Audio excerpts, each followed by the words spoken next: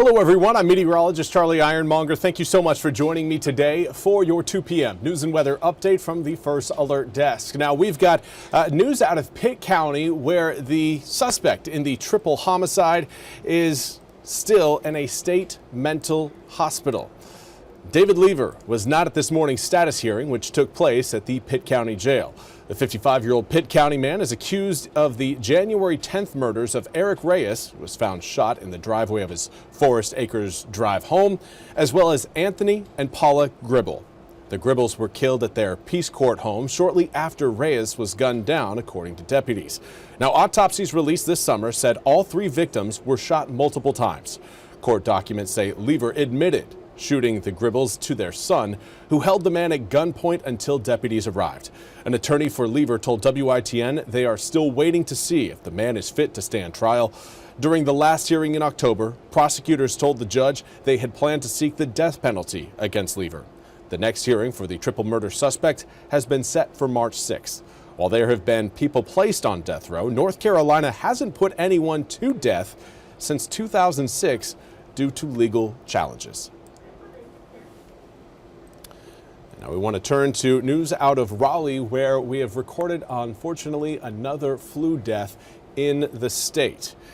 Now, this brings the total up to 6 for the year. The Department of Health and Human Services says the number of flu deaths this flu season again is now at 6. The first death, was reported during the week ending October 4th, followed by 2 deaths the week ending October 18th. And 1 death each during the weeks ending October 25th, November 2nd, and November 22nd. 2 of those who died were between 50 and 64 years old, and 4 were 65 years old and older. Now, the DHHS is urging everyone 6 months and older to get the flu and COVID-19 vaccines. Adults 60 and older, along with pregnant women, are encouraged to talk to their providers about RSV vaccination options. Last season, 544 people died from the flu, the highest number since 2009. And now we want to turn our attention to Washington, where the Supreme Court heard a street preacher's case on Wednesday that claims one city's law is violating his religious speech rights. WITN Washington correspondent Stetson Miller standing by with more. Highest court on Wednesday, a street preacher's legal team argued that he should be able to challenge a local city law even after being convicted. They claim his case is about religious speech rights, but the city says it's not about that at all. At the center of arguments on Wednesday before the nation's highest court was this man, Gabriel Olivier, an evangelist and street preacher. He got here after being arrested for demonstrating outside an amphitheater in Brandon, Mississippi. He goes to public spaces and he tries to preach his gospel, preach his message. There was a conflict over where was he allowed to do that. Olivier was arrested after breaking a city ordinance that restricted where he could protest. The law was created after the city said him and his group shouted insults and caused disturbances outside the amphitheater. Olivier then sued, claiming the law violates his First Amendment rights to share his faith. But the question before the Supreme Court isn't about free speech and is instead about existing precedent that bars people convicted of crimes from filing lawsuits to challenge laws. The court should confirm that the federal courthouse doors remain open to persons like Olivier, whose rights have already been infringed. The city's lawyer argues a ruling against it could undermine prior convictions and said Olivier currently has other ways to challenge the law. Although petitioner claims in this case that the courthouse doors are closed, that argument ignores the countless doors petitioner chose not to enter. What this case is about is petitioner's preferred door. Justices on both sides of the ideological spectrum seem to struggle with the question of blocking a person from challenging potential unconstitutional laws. What you're basically saying is simply because they've been previously convicted, they cannot seek prospective relief 20 years from now, unless they get an expungement. Doesn't it seem a stretch of the underlying reasoning, the rationale of Heck to say, no, you can't ever do that. You're forever barred from engaging in what you think is protected First Amendment activity. In Washington, I'm Stetson Miller. Well, thank you very much, Stetson, for that report. We now want to turn to your weather forecast.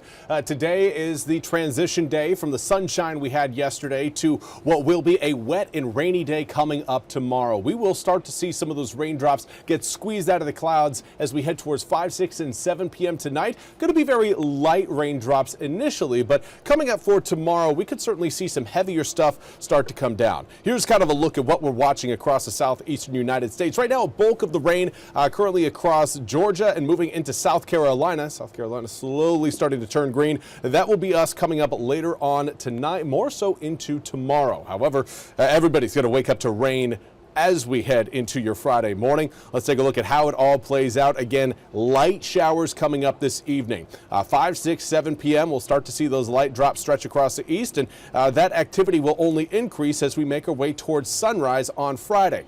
Now, we had been talking about the potential for maybe seeing a few snowflakes mixed in with the rain. That is a possibility, but we're really not looking at any sort of actual snowflakes coming down and sticking to the ground. Air temperature is going to be just too warm across eastern North Carolina for that to happen. Areas up to our north in Virginia could certainly see, again, some snowflakes out of this system. For us, our air temperatures, again, are going to be at or slightly above freezing, and that kind of undoes that potential for some snowflakes. Right now, speaking of air temperatures, most of us in the upper 40s to low 50s.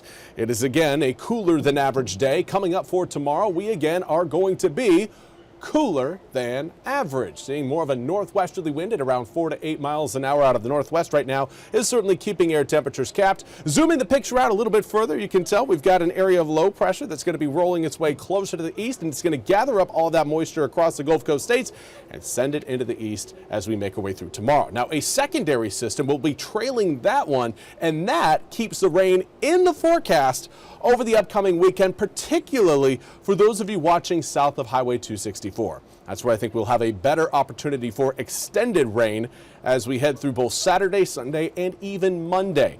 Now, the rain exits on Monday. After that, we turn dry and sunny. 42 degrees coming up on Monday is going to be quite the departure from where we'll be on Sunday, dropping 10 degrees there over a 24-hour period. But your overnight lows will also be down in the mid-20s Monday night into Tuesday morning. So get ready for a bit of a chill. It is on the way, and again, it could come with a bite if we see those breezy winds take over on Tuesday. But for now, again, snow threat not really in the cards as we make our way through the next 24 hours, or really the next 8 days for that matter.